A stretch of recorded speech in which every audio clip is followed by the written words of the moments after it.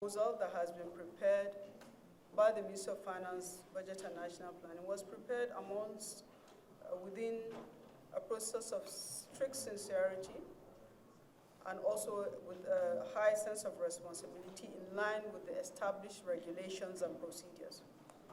Over the past couple of days, there has been a lot of misinformation in the media regarding certain provisions in the 2023 budget totaling about 423.8 billion. In fact, the headlines was 424 billion.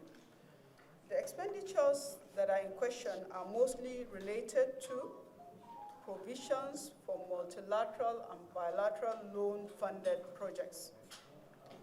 It is instructive that all of these projects that are now the subject of public discourse were included in the budgets of these ministries, departments, and agencies.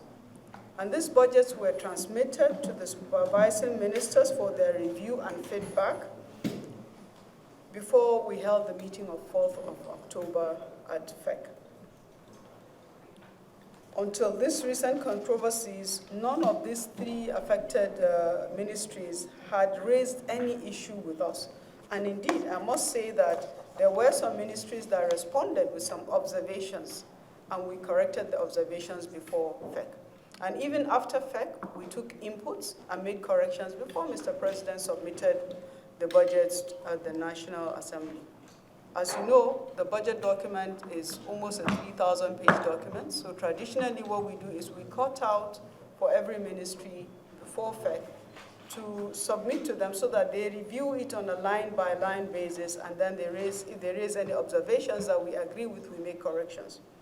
So traditionally, multilateral and bilateral financial institutions provide project-tied loans to the federal government of Nigeria, and in some cases to the states. These loans were previously not fully captured in federal government's budget.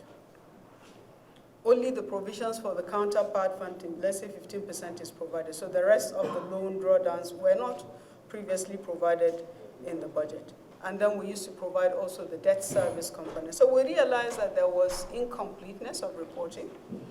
And this meant that the federal government's budget expenditures and deficits were actually being understated as a result. So we corrected this, and this correction was meant, it also meant that the projects that are funded by loans were not subject to the same level of scrutiny and oversight by the National Assembly as well as by the Nigerian public, because they are not showing in the budget. So to improve the transparency and the comprehensiveness of the federal government budget and consistent with global best practice, we decided to start fully capturing these project-tied loans in the FGN budget. The comprehensive view that this brings to the budget enables the National Assembly to provide further oversight to these projects and also to have clarity on what these project-tied loans are expended on from the 2020 budget, and that was when we made the first attempts at introduction.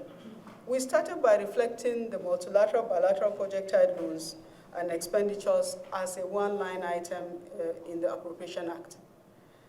In the 2020, then we now improved in the following year to enhance sectoral analysis of the budget expenditures and also to underscore the responsibility of the chief executive and accounting officers of implementing MDAs. For the projects, we began to include the disaggregated details of the project, which means we list the projects in the respective MDAs that are beneficiaries of the projects. And this we started from the 2021 budget. These loans from the multilateral, bilateral institutions are negotiated on behalf of federal government of Nigeria and also on behalf of state governments by the Federal Ministry of Finance, Budget and National Planning, with the full participation of the beneficiary agency. So we negotiate the terms as in what is the cost of the borrowing, the tenors, the repayment, but the design of the projects are done together with the ministries, departments, and agencies that are the direct beneficiaries of the projects. And then when all of this is done, the National Assembly approves these project-tied loans before they are finally consummated. So upon effectiveness, the implementing ministry, department, or agency is expected to set up a project implementation unit, and that's part of the requirement, and they do. And this is expected, the PIU is expected to implement the project in close relationship with the multilateral and bilateral institutions, as well as interface as the projects are progressing with the Ministry of Finance, Budget, and National Planning.